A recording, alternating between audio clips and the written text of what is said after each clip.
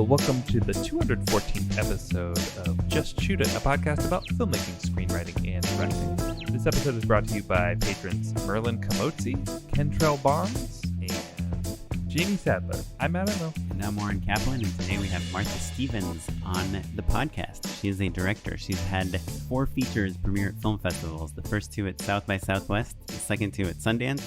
So not a horrible batting average. And she has a new movie coming out, the 4th movie, the Sundance film, To the Stars. And when I say coming out, I mean it's already out right now. It came out April 24th. Martha's new film premiered at Sundance, like Warren said. You can check it out on your iTunes and your Amazons. And I think it's an interesting conversation about how we as filmmakers kind of imagine that a theatrical run is the pinnacle of what we're aiming for and dreaming of. But I think the reality is, like we've been learning for years now, but is especially true during this pandemic, VOD and streaming is really the way that most people are watching movies. So it's an interesting conversation about her approach to understanding that that was going to be a big part of the equation, and also just her overall evolution as a filmmaker and how she came to directing To the Stars after having done multiple mumblecore features and also kind of being the darling of Sundance. She also lives in Washington, which is unique to a lot of filmmakers, especially ones that have had so many successes. So I think we get her perspective on being a film director outside of Los Angeles. And we even dive a little bit into some craft stuff, talking about how you shoot period pieces and some of the strategies she employed to make the movie feel both of a certain time, but also modern and with a fresh perspective on youth. So it's a really fun conversation. Yeah, she learned a ton in her mumblecore roots, but also like how you pivot and learn to deal with something that's much more contained and crafted and less improvisational, because you can't just decide to shoot something that's no longer period. So before we talk to Martha, I just wanted to remind you that we have a Patreon page. It's patreon.com/justshootitpod. It's a place where if you feel like you're getting anything out of this podcast, you can go and throw us a few dollars. If you make a $10 pledge, you will get a free Just Shoot It hat, which will remind you as you're trying to think about whether your idea is good enough to shoot that it doesn't matter. You should shoot it. And also it'll help us out. And if not, no worries. But again, you can go to patreon.com/justshootitpod to find out more about that. We appreciate you. You appreciate us. We get it. Yeah. Or just email us, justshootitpod@gmail.com. Let us know your thoughts. I will respond to all of them. Matt probably won't. Hey, that's our division of labor. Yeah. No, I'm the chatter. Well, speaking of chatting, let's begin our chat with Martha Stevens. So can you give us the logline for To the Stars real quick, just so our listeners know a little bit more about the film? Yeah, it's a very classic coming-of-age story set in 1961 Oklahoma about a reclusive teen that is bullied at school, and so she just kind of shrinks away and tries to make herself go unnoticed. And meanwhile, a new girl shows up in town with maybe a secret and a past, and she befriends the isolated girl and sort of shows her what she has to offer and helps her come of age and learn to love herself. And it premiered at Sundance last year, 2019? Correct. Yep. Cool. Are you excited? Yeah, I mean, I have no idea what to expect. We did have a theatrical release, and then this happened, and understandably, things are changing, and you just kind of have to go with the flow. And do I wish people would see this in the theater? Of course, but I am also sort of a realist and understand that having this available now to people while they're stuck in their homes, I'll get more eyeballs on the movie. So I'm cool. Let's actually talk about that a little bit, because we've talked to a lot of people who were set to, have their big film premiere at South by or something like that.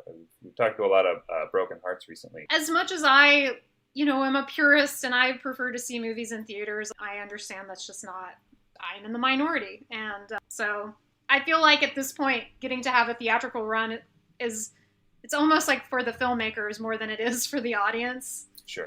With a movie this size, because it would have been like played in like 20 theaters or something. It wouldn't have been a wide release. So why do you guys think the theatrical release matters? Like, what is it about the big screen, or is it more about the attention that people are giving your movie as opposed to their phone or their kids or whatever else is distracting them at home? Yeah, I mean, that's one thing. I definitely think people invest in a film at home. They're less invested. I mean, they get distracted easily. You know, even if they like the movie. I mean, I was watching a movie last night and I caught myself picking up my phone. And I was like, what are you doing? Don't do that. And I'm making an attempt, a conscious attempt to not, but I don't think most people do. I especially like when you're watching a movie with subtitles and you pick up your phone. You're just like, oh, I don't know what's happening at all now. So we heard, Martha, that To the Stars was, you were planning on shooting it in black and white, and also you knew that there would be like multiple versions of it, like a black and white version and a color version. Can you tell us what you did as a filmmaker to address that? It premiered in black and white, and it's like the photography of that era, like portrait photography if you'd go to like a department store. So when we made the movie, we knew we were going to have to deliver both versions, both color and black and white. So we made sure to have a plan for color. It's a period drama, which is not something that is, investors aren't creaming themselves to invest in a period drama to start with. And then I wanted to make it in black and white, and that was another strike against it. So one of the agreement we came to with the investors is that we would make both versions, which made a lot of people's jobs harder, like my gaffer, my costume designer, my production designer, a lot of people, anything visual on the screen that basically. So we just tried to make sure we broke up a lot of what was on screen with different textures and patterns and stuff, as opposed to like paying attention to grayscale as much, if that makes sense. Yeah, you couldn't use Hershey syrup for blood if you wanted. Right, we could have. Except that would have looked bad in the color version. Talk to us a little bit about the transition from making films that you wrote, or at least co-wrote in certain circumstances, to something where now you're just wearing the director's hat. What did you like about it? What was a challenge? What surprised you? I really liked it. I really have nothing negative to say about the process. And I know that that's, it's just my experience with this specific script and the writer Shannon, but we really got along really well, and I found it quite liberating to be able to be objective about the screenplay. I think so many times we fall in love with a scene or a character or something that's like maybe not really bringing much or servicing the script much, but we're like staunch and stubborn and wanting to keep it there. I don't know. I found it, freeing. And the process with Shannon, she's been writing for a long time, and this is her first produced script. So I think she was really excited and eager. She sold scripts to studios and stuff, but that would just sit there on the shelf. And I pitched to her my idea and sort of vision for it, and she liked it. So we started out on the same page, and my notes to her were things just like dialing back some of the melodrama. It is like a 60s melodrama in a lot of ways, but for a modern audience, just tweaking things here and there. But ultimately, it's very much her script but my vision for it, and it was collaborative. And how did the project come to you in the first place? How did you get the opportunity to pitch on it? My producer, Kristen Mann, we were working on this like big sports movie that I was trying to make that was just taking a long time. And so she was reading scripts. She was having agents send her scripts that didn't have a home. She was just looking for material.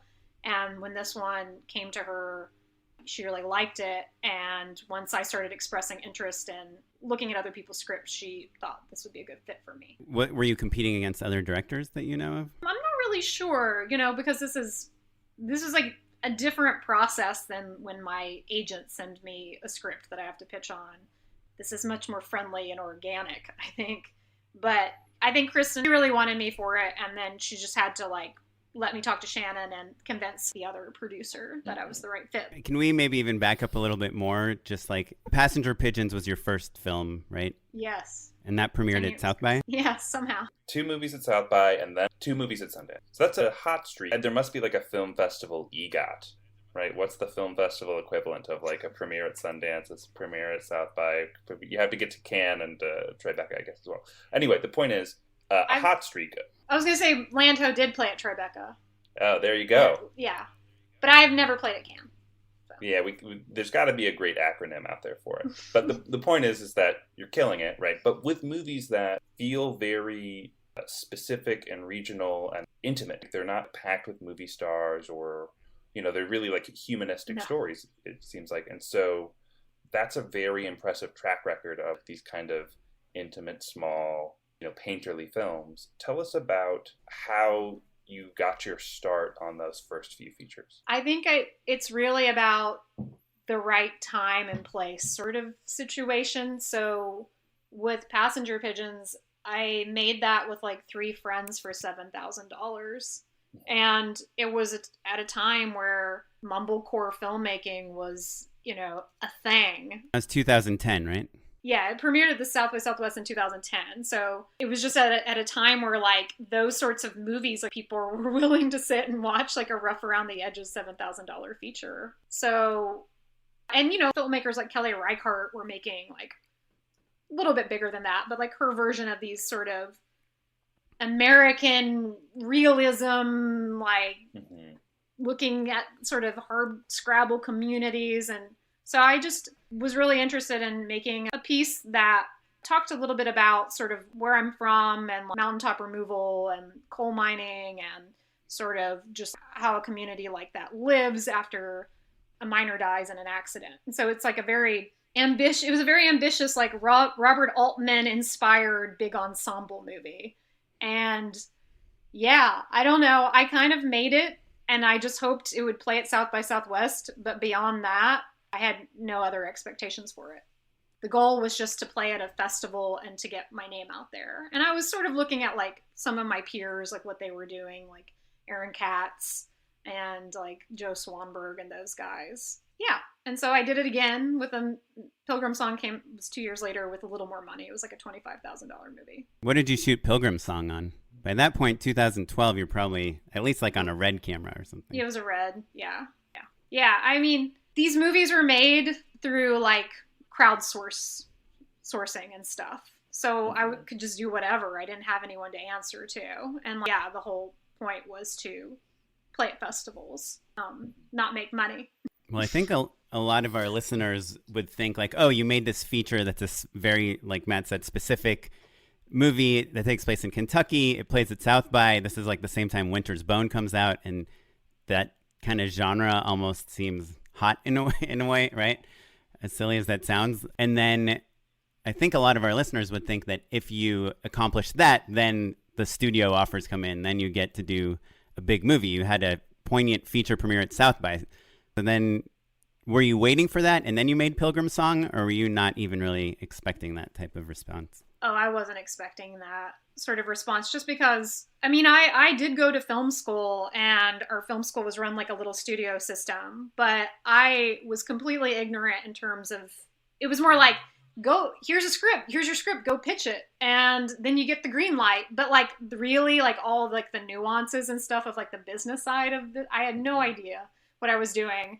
I like went to South by the first time cold without like a publicist, I didn't do the only thing I did was make a poster. And so it's been a slow learning process, but with both of those movies, I didn't expect anything except I was hoping for the next movie to have more money.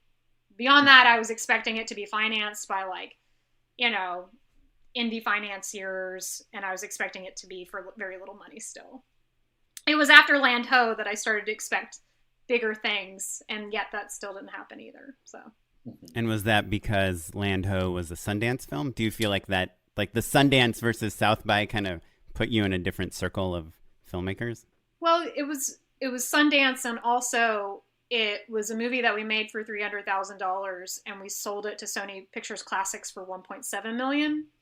And it had like so you made $1.4 million on that? Yeah. I mean, I didn't. The investors did, but still, yeah. That's something that you can, take to the bank, right? Yes, I thought so. So from that, I ended up getting agents. I signed with UTA. And Landho is also a project that you originated. Well, yeah, with my friend Aaron Katz. So we co-directed it and co-wrote it together. And I think that that's maybe one of the reasons why it was tricky afterwards, because then came the question, well, how do we know what you did and what he did? Yeah, which is so weird, right? Yeah, I was like, but we did everything together. Like, it was a collaboration. But I think, I thought because, we were kind of like the Cinderella story of Sundance that year. I really thought that things would start happening for me. And it just didn't work that way. So.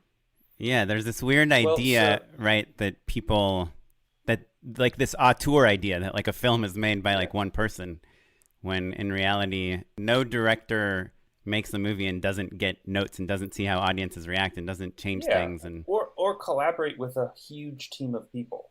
Do you know what I mean? Like the studios aren't like, well, if you don't have the same production designer and cinematographer and sound designer, and like there's a ton of people who weigh in very significantly on what your film ultimately becomes.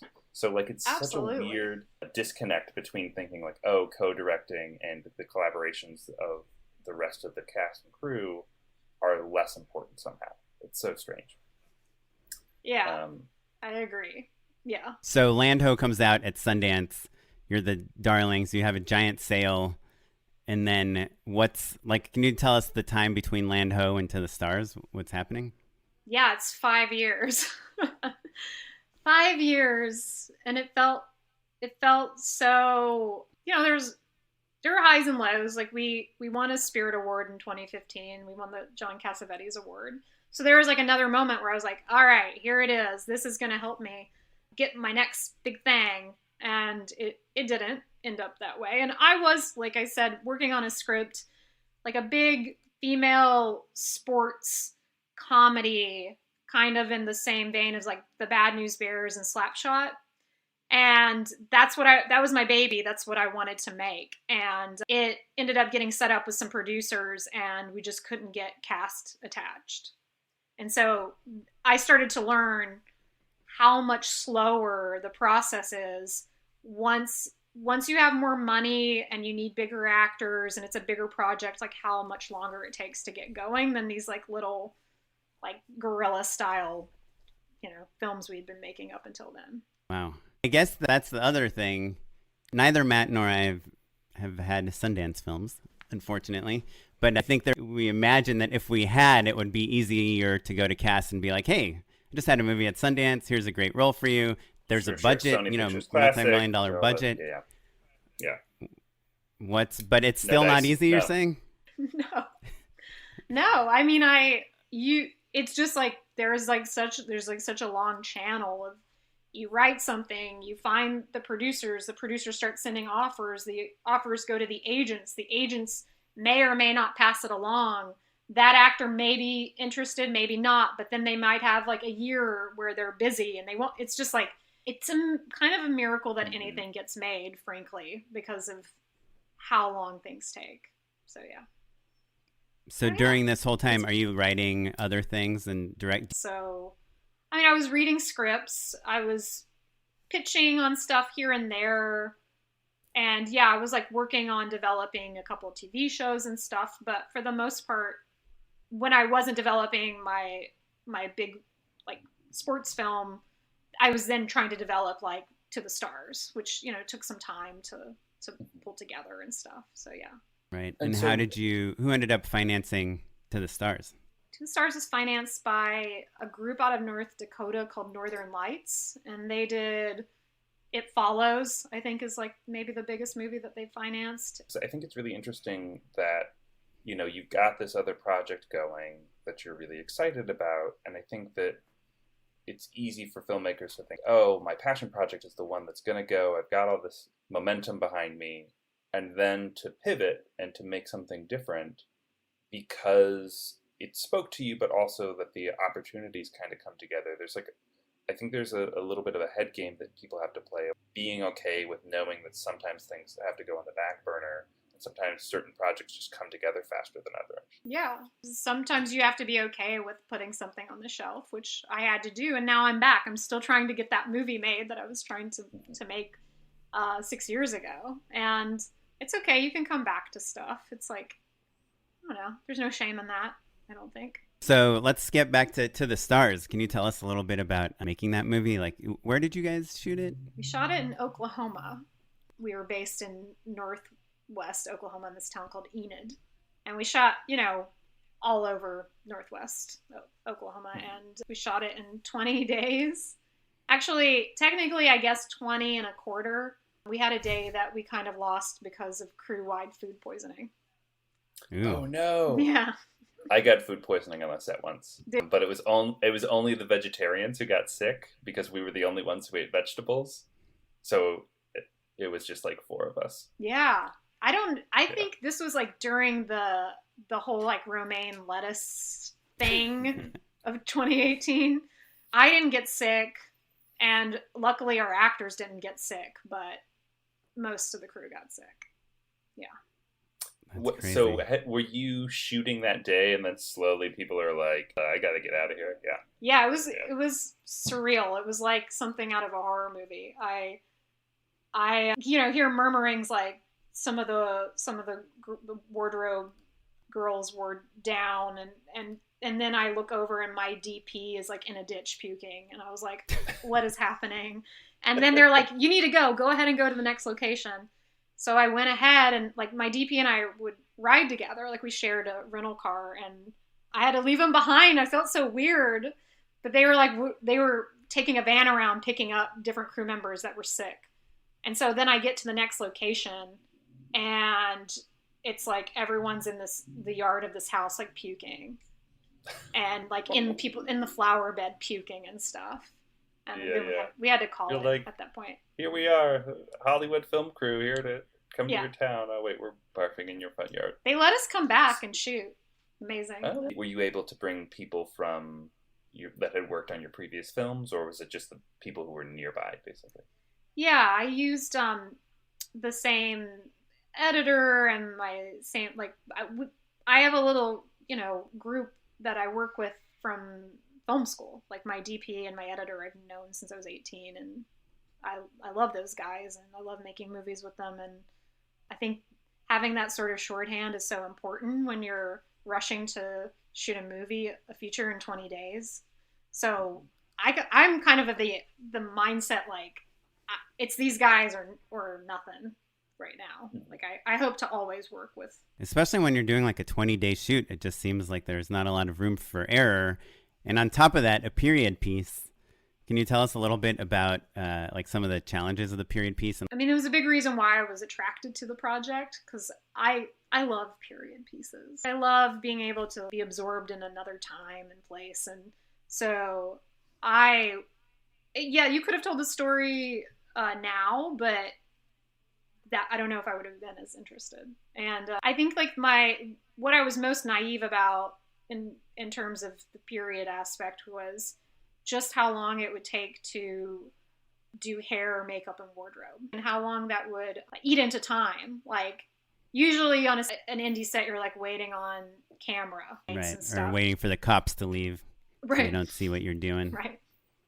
But on this movie, because there's so many characters on the screen simultaneously, and then a bunch of extras often, like you're at a high school and everyone had to get made up. The girls are wearing like period bras, which take longer to put on and have weird little cups and stuff, and like 5 layers of skirts, and all of that takes a long time to dress, weirdly enough, which I didn't even think about. And I have shots with like cars, like a bunch of exterior shots, street signs, all that stuff. How much work in prep are you doing to get all that stuff right? Yeah, my production designer, Jonathan Guggenheim, I think like his team, they like killed themselves to get it right. And I think they knew how important it was. Both Jonathan and I are kind of nerds about finding like anachronistic stuff in movies. And I know for me, I get pulled out of films if I'm watching it and I'm like, I know that's dish pattern is from the 70s and this movie's set in the 60s, like, just seems lazy. I don't know. So yeah, I think Jonathan killed himself to get it right. And I hope it seems like there's a lot of attention and care put into the look of the movie, because there was. My team, they're amazing. So I hope people appreciate their work. Are you worried about like the way people are speaking to, like accents and all those things, like to make them period accurate? Yeah, that's a little harder to control, So we just sort of had conversations. I tried, like the Hazel character, Adelaide Clemens, like we decided she wanted to try like a sort of a Sissy Spacek-ish coal miner's daughter accent. And we were like, okay, she's moved there from East Kentucky. Like we just made decisions like that. I think it all feels like fluid and it gels. And I don't think there's anything that on screen that seems like weird or off-putting. So it worked. Well, I wanted to ask, just because like you're, looking back at like the 4 movies that you've made, they all have these very naturalistic performances and kind of like real emotions. And I guess I'm curious what your strategy to like approaching performances and working with actors. And like, I mean, you look at like Pilgrim Song or even like Land Ho, that's a comedy, but that it just feels so real, like almost like you're documenting these 2 old guys like traveling around. Like how do you work on performances? How do you prep? Like what do you talk to actors about before you shoot? What do you do if you see a performance that feels false? I think To the Stars is a little bit of a departure of what I had been doing, which was I had been casting a lot of non-actors. Like Land Ho, one of the leads was my cousin, and he was Are you serious? Yeah, he was a doctor. That's awesome. So just casting non-actors to play some kind of version of themselves, basically. But now with To the Stars, I'm working with someone else's script. I feel like, I want to honor their script, and I typically, would allow for a lot more like improvisation and stuff than I did with To the Stars. And I think like what was most important with this movie was just being able to have enough conversations with the actors that they just really knew their characters, and really digging in deep and figuring out like, what was that character doing 5 years ago? Like, what was high school like for this character? Just really exploring and layering and figuring out these people, because we didn't have any time for rehearsal. I will come in with my own ideas and say, what do you think? Like maybe this and that. And then you just kind of go back and forth. And like Jordana, that she plays Francie, Iris's mom, she brought so many great ideas to that role and really figured out like why she was making the choices she was making, because on the page sometimes Francie just seems like an antagonist, just like a villain. And Jordana got it to a place where, although like everything she's doing to Iris is kind of terrible and misguided, it's all coming from a place of love. And yeah, I just like collaborating with the actors. Yeah, because this is not a script I wrote. So I too kind of like the actors get to look at it at face value and then kind of add to it. It's not like I'm writing with all of this information already in my mind. If that makes sense. Yeah, totally.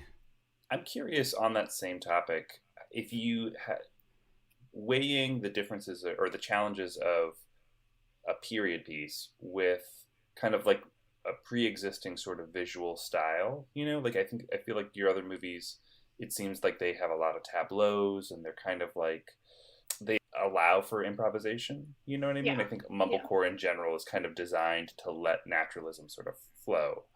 Whereas I feel like this film maybe is a little more traditional in its coverage and its construction.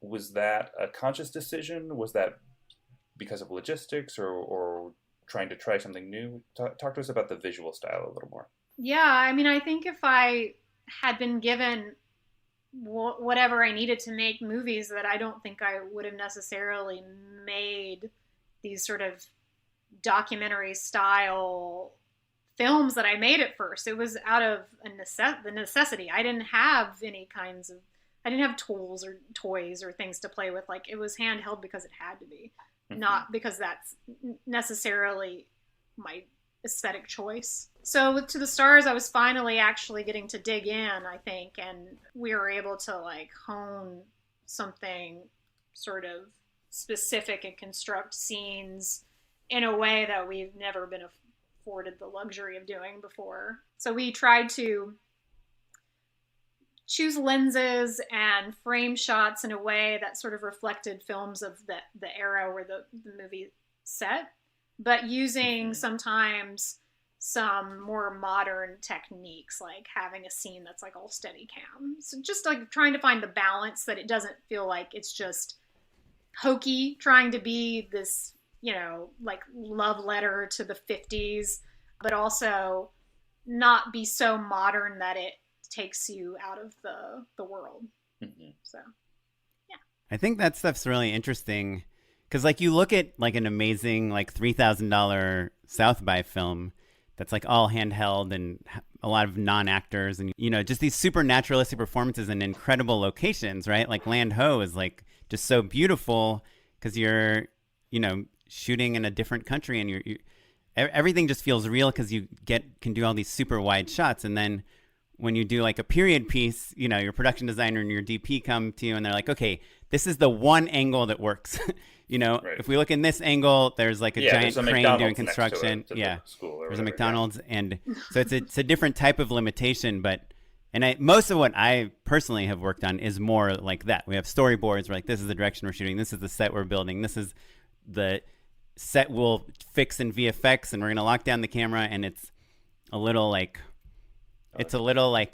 set in stone in a way that I sometimes wish like I could just you shoot a scene in the forest and you can point the camera in any angle that looks cool at that moment, you know? Right. Yeah. It lets you be less opportunistic sometimes. I think it's just, I mean, I was writing those scripts knowing that they were going to be made for nothing in mind. And so that's why I felt like after Land Ho that I could finally write my dream script, which is like a big, silly Burt Reynolds 70s era car sports comedy.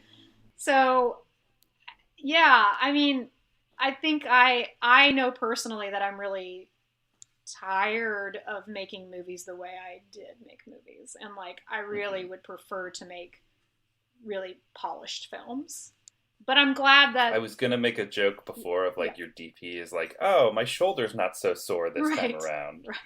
But that is kind of literally true. You know, like that's metaphorical to kind of the whole thing. It's like not quite so, I don't want to say labor intensive, but like if you can take your time and plan things out the way you want to, it can be a more pleasurable experience.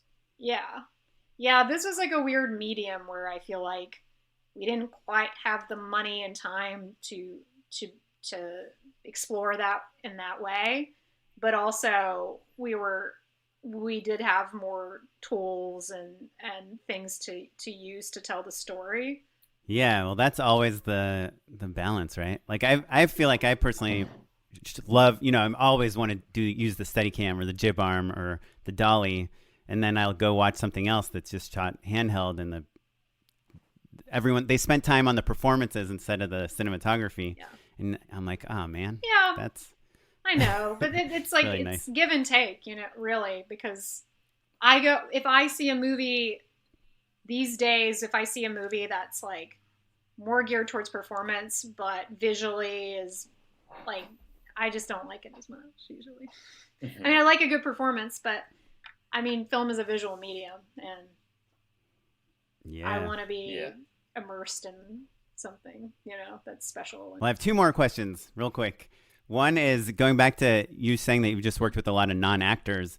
It's like another thing that I've wanted to do but always been afraid of. Like I've met people that I'm like, oh, that person's very fascinating and has a cool look. I'd love for them to be a character like my brother. I think is a very interesting guy, but I don't know how do you work with them in terms of like saying the things that are written in the script versus being themselves versus like finding their marks and not being aware of the camera. Like any strategies for working with real people? I mean, with Earl N, that plays Mitch in Land Ho, really we just had to sometimes say, okay, we'll say this in your own way, you know, and so that's like where the improvising came in, because I found that made his performance a lot more natural when he was given that sort of freedom. And also just like, we were shooting pretty beyond like some of the like fun wide shots and like little zooms and stuff for Lanto. We were shooting really just kind of traditional coverage. And we had on Lanto 2 cameras shooting simultaneously so that it would match, knowing that it was going to be harder to match performances and stuff with those guys. So just like things like that. But I guess I always just listen to my gut and in my intuition more than anything. Like if I think it's going to work with someone. And so far I've never had a problem with working with non-actors. 4 for 4. I have. Have you? Many times. Yeah. Especially kids. Sometimes Yeah. you just can't, they just won't do like what we need them to do. That's true. Yeah. Kids are tough. Or people just like, even adults that just get like real stiff, or like athletes that are like so cool when the camera's not running, and as soon as the lights are on and the camera's running, they're like, what am I supposed to say? Yeah. But I don't know if I have like the solution exactly, other than if making it as like easygoing and less of a big deal as possible so they're not freaked out, I guess. I was gonna say, sometimes when I'm doing like documentary style stuff, I will have like a code word to like tell the crew to keep rolling, basically. Because isn't that like 50-50? I thought that was the term everyone uses. Does that mean just keep rolling? Yeah, hey, we're going to do a 50-50 here. Like, it means like the actors are doing something we love, but we don't want them to know that we're recording. Sure. And just like the crew knows to start rolling and the sound person is rolling. Huh. And we'll So tail 50% slate of it. the team is aware of what's happening, and 50% of the team isn't. That's good. Yeah. Yeah. I actually don't know why it's called that, but yeah. I've never heard of that. I had just one last question, which is a very obvious question. So you had this movie. It premiered at Sundance. It's your second Sundance premiere. You already had a big sale. What happens now? I mean, your budgets are gone up. The distribution is probably going up. Sam Goldwyn is distributing this movie. It's going to be on VOD while everyone's trapped at home. What's like the next move? And I'd love maybe if your answer can also cover how you're a working film director that lives in Washington. Yeah. So what I've been doing since Sundance is I've been going to LA quite a bit and taking a lot of TV generals. And I've been trying to get into television directing as a way to make money between projects. I've been working on that for over a year. I still haven't landed a job. So I think it's just about, you just keep going and eventually someone will give you the break that you need. It's tricky to transition because what you keep hearing is, well, TV moves a lot faster than movies, and we're just worried about having like a film director come in, and I'm like, but independent films move. Yeah, but you do 20-day shoots. I know, exactly. Yeah, give me a break. Yeah. So I'm hoping that will happen, and I've gone back to that script that I put on the shelf, and I'm working on a new draft of it, and I'm developing a TV series that I am working with a production company on. Yeah, if anyone else wants to see To the Stars, how can they watch it? Do you know? It comes out on April 24th, and you'll find it on Amazon and iTunes and Fandango. Okay, so Martha, are you cool with doing an unpaid endorsement with us? Yeah. Unpaid endorsements. Awesome. Well, I will kick it off. The Criterion Channel has both Police Story 1 and 2 available for streaming. The transfers look great, and I have really found a lot of solace in just like zany 80s kung fu movies. And so those are kind of the ultimate versions of that. It's Jackie Chan at his best. He knows he's funny, but he's still taking things seriously. The stunts are insane. So he good. sings the theme song. So good. So good. So Police Story 1 and 2 are both streaming on Criterion right now. That's my endorsement. Does Criterion, that costs money, right, to subscribe to that? Yeah, it's like $10 a month. I think you can get the annual subscription and save a little bit of money, but they're rotating things in and out really regularly, and also they do a great job of curating things. So they'll tell you why this movie is interesting. They've got a lot of special features and stuff, and they're always bringing things in and out of the collection. So overall, I like it quite a bit. Cool. And they do fancy old movies that you haven't heard of, and then also Jackie Chan movies. So that's pretty nice too. I'm going to endorse two things. Because we are all like sheltering at home right now, we're doing a lot more things on our own. And I think a lot of people are like just filming themselves and making things at home. And so I've seen this thing around for like many, many years, but I've never actually used it before. But I got a GorillaPod. It's like a little tripod for your phone. And they make bigger ones for like DSLRs and stuff. But it's just really awesome. Today I connected it to my tree and then like filmed my daughter and me swinging, and you can like connect it to like your microwave handle and you have like a cool dolly shot or like swinging circular dolly shot. It's just a really fun thing, and I found it on Best Buy and it was like an open box, so it was like half the price. So I'm really liking this thing just for filming myself. You can also kind of use it as like a selfie stick, like if you hold it like far away from yourself. So I don't know, I really like it. GorillaPod. And then the other thing that I'm seeing everyone do online, other than bake banana bread or whatever, or do their own sourdough starter, is building things, especially if you have kids. And I built this swing set last week that if you follow me on Instagram, I'm sure you've seen many posts about. But it's just a really awesome. It's really easy to do. You just can buy these things on Amazon that are like the corners of the swing set, and then you can just get some lumber from hardware stores, which are still open now and also deliver. And so we built like a total legit like playground level swing set in our yard, all without leaving our house. So you should check it out. They're like swing set corners on Amazon, which I've really enjoyed. So yeah, those are my endorsements. Martha, what do you got? I have been playing Pathfinder, which is a sort of a version of Dungeons and Dragons, with my friends from college online on a website called roll20.net. So you use it and it has all the things you would need to, it has like functions, like the dice function and your character sheets and your stat sheets and all that, and it does all the math for you. So I have been playing that as a druid seer elf named Aziliel. So I've just found that, like, at least, even if you're not into, like, role-playing and Dungeons & Dragons, finding a way to play games with your friends somehow through Google Hangout or whatever is a great way to pass the time. And as far as movies go, I just watched Walter Hill's first feature, Hard Times, last week with Charles Bronson, and it is the perfect film. Pretty much. I loved every second of it. So watch it. You can rent it on Amazon. Awesome. Hard Times. Awesome. Well, thanks for the recommendations and for talking to us. Well, we will provide links of all of the movies and trailers and ways to watch your films at JustShootItPod.com. You can follow us across all social media at JustShootItPod and me at Mr. Manila. I'm on Instagram at OKaplan, and I tweet also at OKaplan. Our webmaster is Ewan Williams, and the music you're listening to is from the Free Music Archive and the artist Jahzzar.